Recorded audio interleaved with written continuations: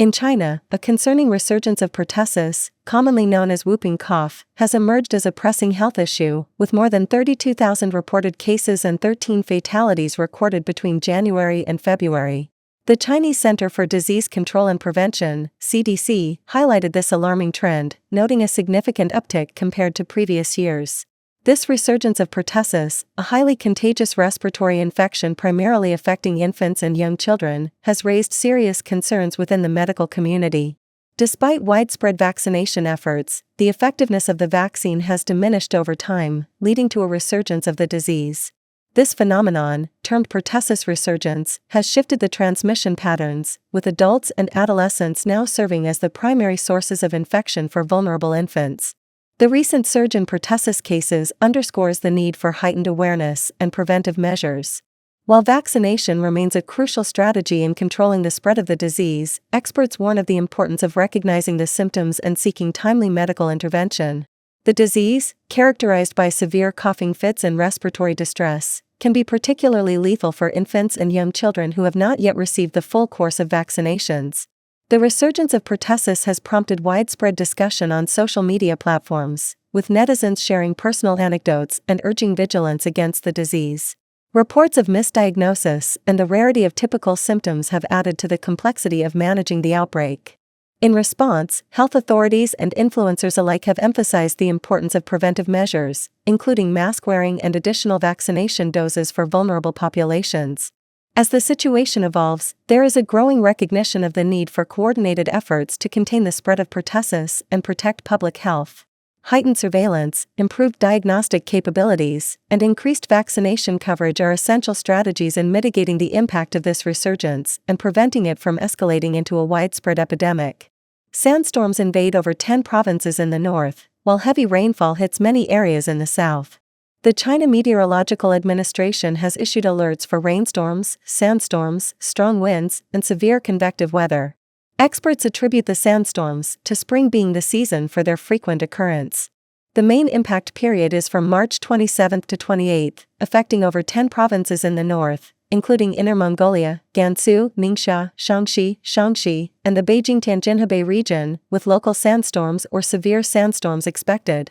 It's advised for the public to prepare for wind and sand, close doors and windows in time, and properly arrange outdoor items susceptible to sandstorms. In addition, there will be strong winds and temperature drops in northern North China, central eastern Inner Mongolia, and northeastern China, requiring the public to take measures to stay warm. In terms of precipitation in the south, heavy to torrential rain is expected in parts of eastern Guizhou, northern Guangxi, central and northeastern Hunan, southeastern Hubei, northern Jiangxi, southern Anhui, and western Zhejiang from 2 p.m. on March 27 to 2 p.m. on March 28, with some areas experiencing severe thunderstorms and hailstorms. Localized heavy rain, thunderstorms, and hail are expected in parts of central northern Hunan, central northern Jiangxi, and southern Zhejiang. It is forecast that severe convective weather will mainly affect the period from the afternoon to the night of March 27. The public is reminded to strengthen precautions against secondary disasters caused by local heavy rainfall and the adverse effects on transportation. On the afternoon of March 25, hail suddenly fell in Yiwu, Zhejiang Province. Some of the hailstones were as big as eggs, causing significant damage to many vehicles on the road. Some car windows were directly smashed into densely perforated holes, resembling a sieve. By noon on the 26th, local car owners reported to journalists that due to the overwhelming number of cars sent for repairs to the authorized dealerships, for stores, they had to take their damaged vehicles to repair shops farther away. They were still waiting for insurance company staff to come for an assessment. As of 11 a.m. on the 26th, local insurance companies had received 11,409 reports of hail-related car insurance claims. A local car owner, Mr. Kong, told journalists that around 4:30 p.m. on the 25th, while driving home through Xiqing North Road, Haitang Town, Yiwu, the sky suddenly became extremely windy, and hail began to fall. At first, the hail wasn't too big, but then it got bigger and bigger, as big as eggs, and hitting the car felt like the whole body was shaking. Mr. Kong said that hail quickly shattered the front windshield of his car. After about 20 minutes of hail, all the windshields of the vehicles he saw on the road were shattered, the entire body of the car was pitted, and the taillights were smashed with several cracks. Mr. Kong noticed that almost all the cars on the road were damaged by hail, with none spared. Some vehicles had their windshields smashed into a sieve, and some even had their sunroofs pierced. Mr. Kong originally planned to take his car to the authorized dealership, for a store, but he learned that there were too many damaged vehicles queuing up there. He then called nearby repair shops, only to be told that they were also overwhelmed with damaged vehicles and needed to wait in line. Mr. Kong had no choice but to take his car to a repair shop on Baiyuan Street, Yiwu, because there was less hail there and fewer vehicles were sent for repairs. On the afternoon of the 26th, reporters consulted a repair shop in Yiwu. The staff said that they had already received 6 damaged vehicles, with many more still waiting in line. Most of these vehicles were small cars, with some SUVs, and both the windows and bodies of the vehicles were damaged. The repair costs will be calculated based on the damaged area. Because the insurance company has received too many reports, and the business is too busy, only one vehicle has been assessed so far, with repair costs of more than $553, the staff explained.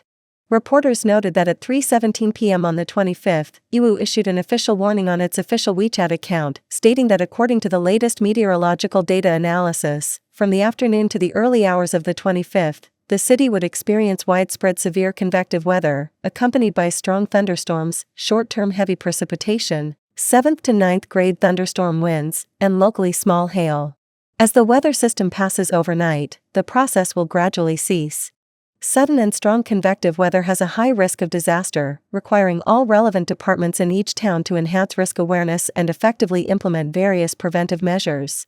Recently released economic data has revealed a significant decline in China's total tax revenue and individual income tax revenue during the first 2 months of this year, sparking widespread discussions on social media. Many netizens believe that this trend is primarily caused by the rise in unemployment and declining incomes. Additionally, the issue of middle-class and affluent families facing impoverishment has once again become a focal point of online discussions. This year, it's not just about how hard you hustle. Even if you hustle to the max, you still can't make a dime. Look at these streets, cleaner than a dog's lick. Let me paint you a picture, there's hardly anyone out there. Things have really gone downhill. I used to work at Huaranwanjia, and I remember unloading at least 5 or 6 trucks of goods every day. But now, even during peak hours, there's nobody buying fresh produce. And the competition is getting tougher, prices are dropping, and there's nobody around.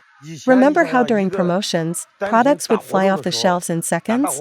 Well, now, even after scanning through everything just now, I couldn't find anything expensive. It's like every mall has turned into a ghost town. How come it's so crowded at stores like Pandong, and yet I wonder what's happening with Yonghui? Check out the flow zone, deserted even in the early morning. It's crazy.